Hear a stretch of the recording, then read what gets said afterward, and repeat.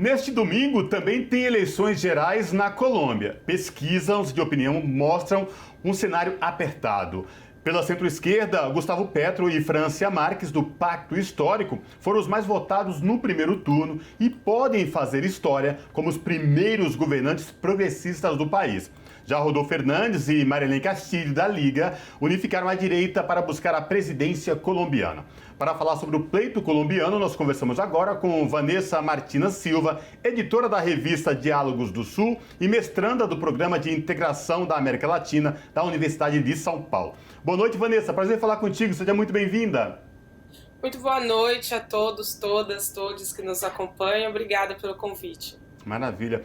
Vanessa, fala para os nossos telespectadores aqui da TVT e ouvintes da Rádio Brasil Atual o que esperar desta eleição apertada na Colômbia agora, com a esquerda, candidaturas progressistas da coligação Pacto Histórico, podendo de fato ganhar pela primeira vez uma eleição na Colômbia. As outras pesquisas indicam um cenário muito apertado, é isso mesmo?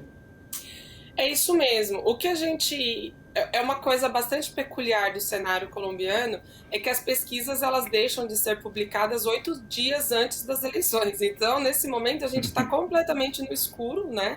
As eleições são agora no domingo, mas as últimas pesquisas elas precisam ser lidas como uma tendência e não como resultado em si, justamente porque elas não chegam até as vésperas das eleições.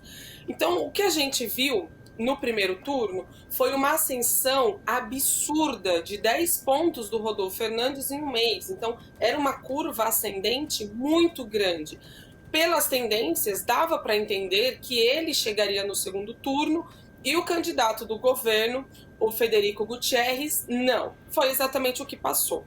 Agora, para o segundo turno, quando acaba, né, então essa eleição, o cenário ele dá uma mudada. O Rodolfo começa a cair nas pesquisas, pouco, mas vai caindo, enquanto o Petro vai ganhando pontos. Então, pelas tendências, o que a gente consegue ler é que sim, há ainda chance de a esquerda ganhar essas eleições. E para isso, algo bastante peculiar também do cenário colombiano, para essa vitória da esquerda, o que vai ser fundamental, obviamente Petro fez acordos com o centro, fez acordos com os setores moderados da direita, porque um governo precisa ser amplo, mas a presença de Francia Márquez, uma mulher negra, uma mulher de esquerda, que se diz feminista, ambientalista, esta pessoa que está mais à esquerda de Petro, pode ser fundamental nessa vitória, porque ela mobiliza jovens. Esses jovens precisam ir votar, porque o voto não é obrigatório. Então, essa presença jovem, que vão votar, inclusive, pela primeira vez, de 18 a 25 anos, essas pessoas podem mudar a história da Colômbia.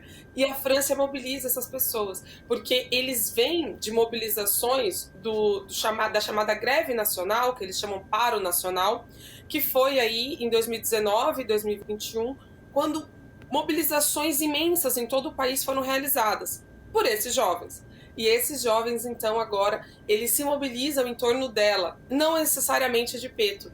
Então é muito interessante esse cenário, em que você tem uma vice mais à esquerda e que ela agrega muito, traz muitos votos aí de setores que talvez não estivessem, ou estivessem desencantados com essa política que tem, né, bastante contornos aí de política tradicional na Colômbia. Vanessa, uma particularidade também da Colômbia é que grandes atos, comícios também precisam ser interrompidos nesse prazo que você disse dos 8 dias antes da execução do pleito. E ambas campanhas decidiram não fazerem grandes eventos, né? Eventos de rua, como foi no primeiro turno, por exemplo, aquela grande manifestação em apoio ao Pacto Histórico que a gente teve acesso aqui, as imagens e tudo mais. E eles agora realizam pequenas atividades internas com grupos, né? E Pacto Histórico está indo para as comunidades. Como é que você vê essa estratégia? Primeiro vamos falar do Rodolfo, porque ele não faz esse tipo de ato. O Rodolfo Fernandes, ele é uma mistura, é difícil, né? Mas ele é uma mistura de Trump com Bolsonaro, com Silvio Santos, com Dória.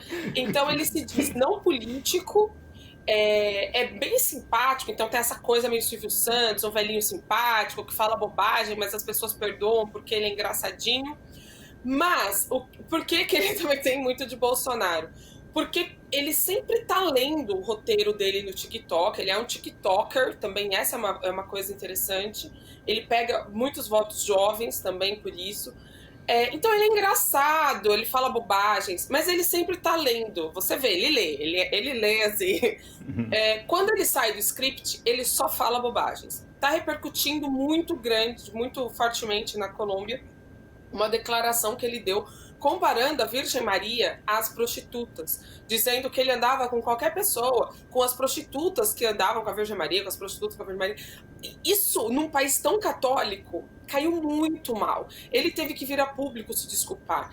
Ele também disse que os colombianos tinham que trabalhar 10 horas por dia, com um intervalo de meia hora de almoço, e não tem essa de ficar tomando um cafezinho. Então, assim, quando ele sai do script, quando ele fala, ele é tipo Bolsonaro, ele fala bobagens, ele fala coisa que vai ser muito ruim para a campanha. Então ele não tem condição de fazer um discurso público. Por isso a campanha isola ele. Tivemos aqui tivemos lá, que eu estava na Colômbia, tivemos lá a situação também de ele estar numa entrevista, perguntarem para ele sobre os casos de corrupção que ele está respondendo, ele ia responder, e aí no meio da entrevista, assessores dele entram, eu nunca vi isso, assessores entram no meio do cenário, no meio do estúdio, e param a entrevista, dizendo, não, acabou, chega. Enfim, então assim, ele não pode ficar sem tutela. Então não tem condição dele aparecer em público.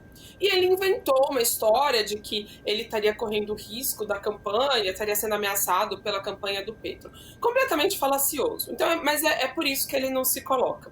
Do outro lado, o que nós temos com relação ao Petro e a Francia Marques, primeiro é o seguinte, em Bogotá, que é onde seria o cerne natural, o fim natural da campanha, eles já têm a vantagem, né? Ainda precisam convencer a periferia, esses jovens mais pobres a votar, essas pessoas que a gente se referiu na última pergunta, mas eles já têm. Então, o que eles precisam fazer? Eles precisam dessas comunidades, eles precisam de um voto militante do interior do país. Eu estava ouvindo agora mesmo uma análise de um analista colombiano que dizia que o Petro está recuperando esses votos, né, que faz ele tá já empatado ou um pouco à frente do Rodolfo em Antioquia. Antioquia é um reduto uribista, porque, lembremos, é o território de Pablo Escobar, onde estão os narcotraficantes atuando muito fortemente, paramilitares. Então é um reduto muito forte da direita. E o Petro está conseguindo voto lá. Como? Primeiro pela prefeitura de Medellín, com Daniel Quintero, e depois atuando nessas regiões, com a mobilização de base, mobilização local. No caso das mulheres, se chamam comadres, que são, enfim, comadres, né, de interior, sim. Aquela coisa de uma vai levando para outra. Então essa é um pouco a explicação disso. Ele precisa conquistar o voto do Pacífico e Caribe, onde tem muita gente, comunidades negras, inclusive, é uma população mais pobre. Essas pessoas, elas se organizam de uma forma comunitária.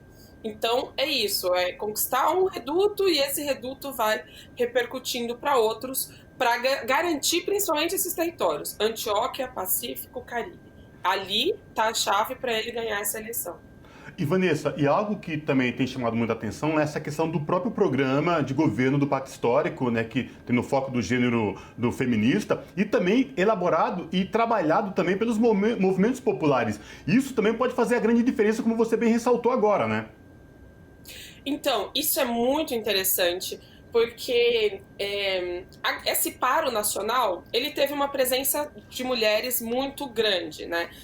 E não só mulheres feministas, mulheres em geral, porque tem essa coisa, né, de muitas mulheres se dizem não feministas. Mas as feministas, elas conseguiram dar um tom importante para essa paralisação. Primeiro, a discussão de gênero, que veio muito forte nessa paralisação e culminou que o programa do Pacto Histórico, as listas lá, o voto é em lista fechada. Então, eles fizeram uma lista fechada com paridade. Uma mulher, um homem, uma mulher, um homem, uma mulher, um homem. Nisso, tem uma votação muito expressiva de mulheres do Pacto Histórico. Mulheres de comunidades que não estariam lá, porque não tem dinheiro, porque não tem como fazer uma campanha tão impactante, mas que entraram pela votação expressiva que teve o Pacto Histórico e conseguiram entrar no Congresso. Então, isso tem um impacto muito grande nas regiões, né? Lá eles chamam de territórios, o que talvez a gente aqui traduzisse como interior do país, né? Os rincões do país. Isso foi muito relevante. E começaram discussões super avançadas sobre, por exemplo, o papel do cuidado das mulheres e como isso deveria ser remunerado. A gente viu também isso na Argentina, é uma discussão também bastante avançada, mas a Colômbia traz já também esse tema. As mulheres que cuidam de idosos, de crianças, de marido, enfim, que trabalham em casa, que trabalham com cuidado, então elas precisam ser remuneradas de alguma forma, precisam se aposentar. Então, assim, avanços muito importantes que eles estão trazendo. Tivemos também, como consequência disso, uma decisão que não é política necessariamente, que foi feita pela Suprema Corte, que foi a legalização do aborto, né, a descriminalização do aborto aí até as 24 semanas. Algo muito importante, muito relevante nesse contexto do país. Então, sim, as mulheres são super destacadas nessa luta política. E, de novo, a figura de Francia Marques condensa de uma maneira brilhante esse cenário, porque é uma mulher feminista num país conservador. E, inclusive, o que muitas militantes dizem é que essa dupla é perfeita, porque o Petro é mais conservador. E muitas feministas têm bronca com ele por conta disso, ele é bem conservador. Mas quando ele coloca a França, então dá uma equilibrada. Então o Petro pode representar essa mulher mais conservadora do interior, e a França é essa coisa mais de vanguarda, né? De querer resolver e querer mudar as coisas. E Vanessa, desculpa, Ana, mulher não feminista e negra, né? E negra. Não, ela é negra, é feminista. Feminista e negra. E negra. E com uma participação muito importante na campanha, né? Ela não foi secundarizada nessa campanha. Ela teve muito protagonismo e se colocou muito nessa campanha, né? Com esse lado mais progressista.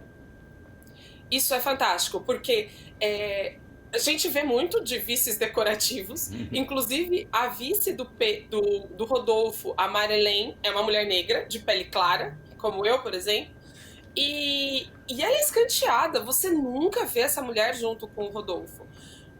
Tudo indica, ele não disse isso, obviamente, mas tudo indica que ela tá como vice somente para cumprir esse papel, porque como a Francia Marques entrou e cumpriu um papel enorme, assim, ela colocou um peso gigantesco nessa figura dela, então o Rodolfo foi lá e escolheu também uma mulher negra. Mas essa mulher negra, Marlene, ela é a antítese total da Francia Marques. Ela é conservadora, católica, muito católica, conservadora, anti-aborto, tudo ela é ao contrário da Francia Marques. Então, assim, a gente vê que a França, ela pautou, a história da Colômbia já mudou a partir dessa candidatura dela. Nas prévias eleitorais, que foram realizadas antes do primeiro turno, o que aconteceu foi que a França ficou em terceiro lugar entre todos os candidatos. O Petro ficou em primeiro, o Fico Gutiérrez em segundo, e a França, entre todos, ficou em terceiro lugar. Então, assim, essa é a comprovação de que a população colombiana quer muito a França, né? Que gosta dela e que acha o discurso que ela traz realmente muito relevante. Vanessa, a gente te agradece muito pela sua participação. A gente conversou com Vanessa Martina Silva, editora da revista Diálogos do Sul, mestranda do Programa de Integração da América Latina, o PROLAN da Universidade de São Paulo. A gente vai ficar de olho nessa eleição, assim como a da França, que a gente falou anteriormente na outra entrevista, e fortes emoções nesse final de semana na Colômbia, né? Fortes emoções. Eu quero agregar também que eu faço parte do coletivo Comunicação, que está na Colômbia agora, com o Leonardo Severo, e estive do primeiro turno também. Maravilha. Perfeito. Muito obrigada. Obrigada, gente. Obrigado. Um abraço. Abraço. Abraço.